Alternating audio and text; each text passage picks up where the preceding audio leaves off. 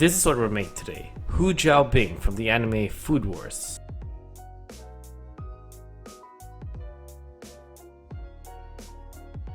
First, we're going to make a yeast mixture. In a bowl, we're going to combine 2/3 of a cup of warm water, 1 tablespoon of dry instant yeast, and 1 tablespoon of sugar. Dry instant yeast blooms best when the water is at 110 degrees Fahrenheit. We're going to give this mixture a mix and let it rest for 10 minutes.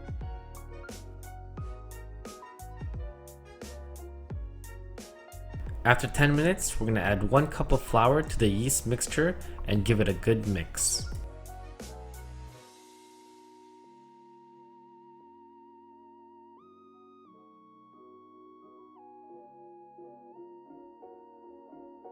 Once it's mixed, we're going to cover it up with saran wrap and let it proof for 45 minutes, or until it doubles its size.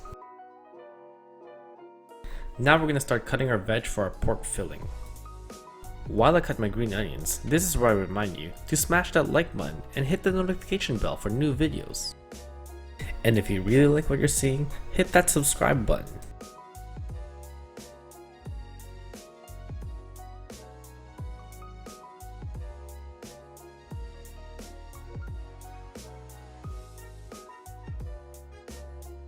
Next, we're going to make our pork filling. We're going to combine 1 tablespoon of black pepper with 1 tablespoon of garlic powder, with 1 tablespoon of salt, and 1 tablespoon of white pepper.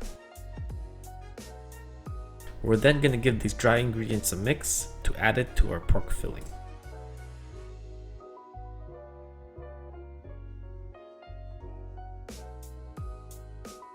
We're also going to add in a tablespoon of ginger and give it a mix.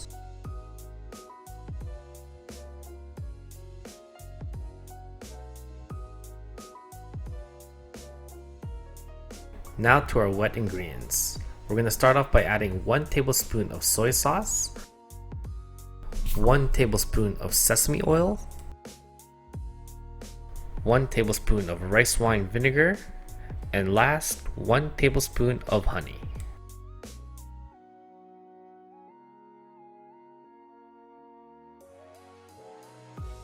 After all the ingredients have been added, we're going to mix this mixture up for about 10 minutes with the chopsticks. We're simply going to keep on making this rotation until the gluten develops and gets this texture.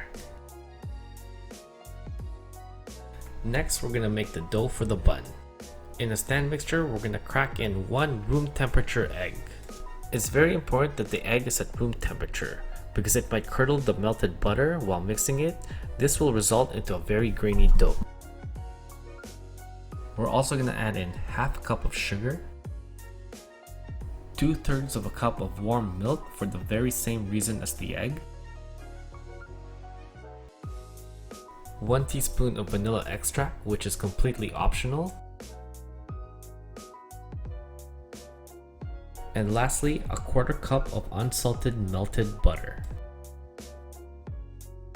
We're going to give this mixture a quick mix. As you can see, I'm using the dough hook attachment.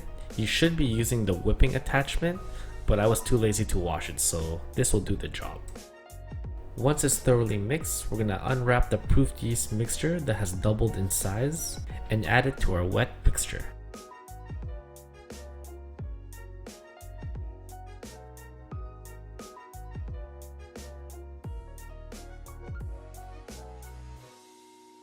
Once it's all added, we're going to knead this for about 3 minutes.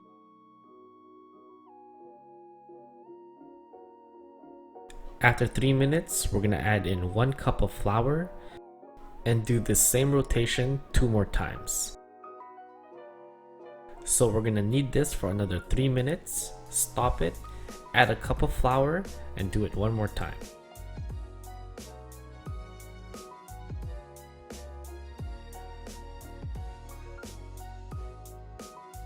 After the last cup of flour has been added, we're going to knead this dough for about 10 more minutes.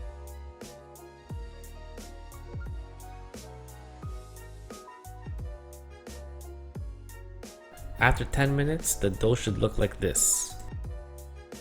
We're going to take it off the hook by flouring our hand a little bit and scraping it off with our hands. We're then going to flour our table surface and release the dough from the bowl. We're going to knead this dough for another minute, making sure it has the right feel, and then we're going to fold it up and turn it into a ball.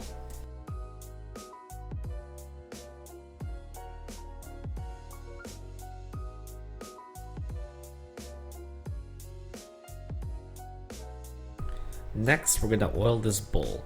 We're going to spread the oil around, and then we're going to move our dough into the bowl.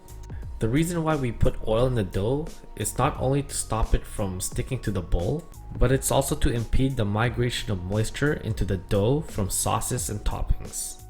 In our case, egg wash. We're going to saran wrap this dough airtight and let it proof for another hour.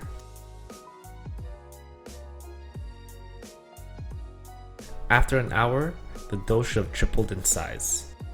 We're going to take off the saran wrap and we're going to flatten this dough by punching it softly, giving it the loving it deserves. We're going to flour our board again, making sure that the dough doesn't stick.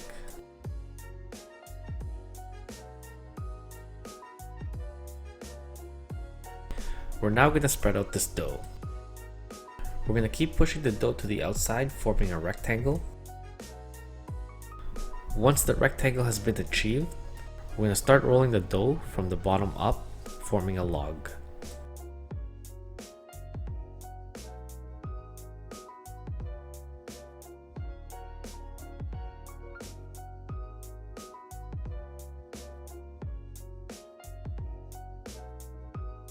After forming a log, we're going to pinch the cracks for, I don't actually know why, I just do it.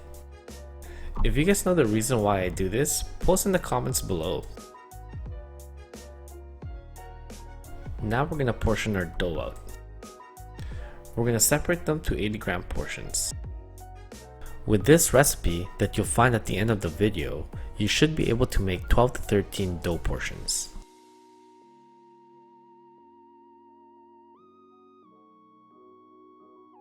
Now we're going to stuff our dough. In the dough, we're going to put in about 50 grams of our pork mixture and a tablespoon of green onions. We're going to fold the dough over the filling over and over, and once the filling is covered up, we're going to pinch the dough airtight. We're then going to flip the dough and form it into a ball. We're going to use this technique by rolling the dough on our board to get rid of all the pleats and to make sure that the stuffing is right in the center.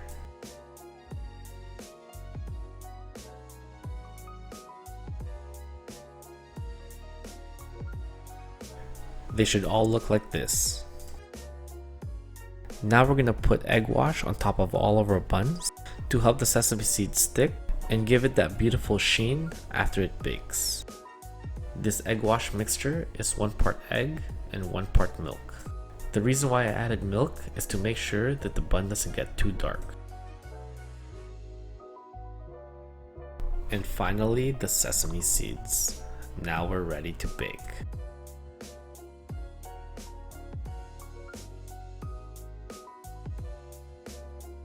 We're going to put this in the oven for 20 minutes at 350 degrees Fahrenheit. And they should all look like this. This is reality, and this is anime. Now let's eat. While cutting this, I could already feel how light and fluffy this dough is. Look at that delicious filling. Not so much on this one. Now let's give it a try. That filling is very peppery, but very delicious at the same time. It has a very Asian taste to it. The dough is crispy, it's light, and it has a touch of sweetness to it. This recipe has been very successful. You guys should give this dough recipe a try. You can literally stuff anything in it. From dessert items such as coconut, jelly, and red beans, to savory items like this meat filling and sauteed veg. Anyways, if you guys like what you see, hit the like button. And if you have any suggestions on what I should cook next, please post in the comments below. and don't forget to subscribe.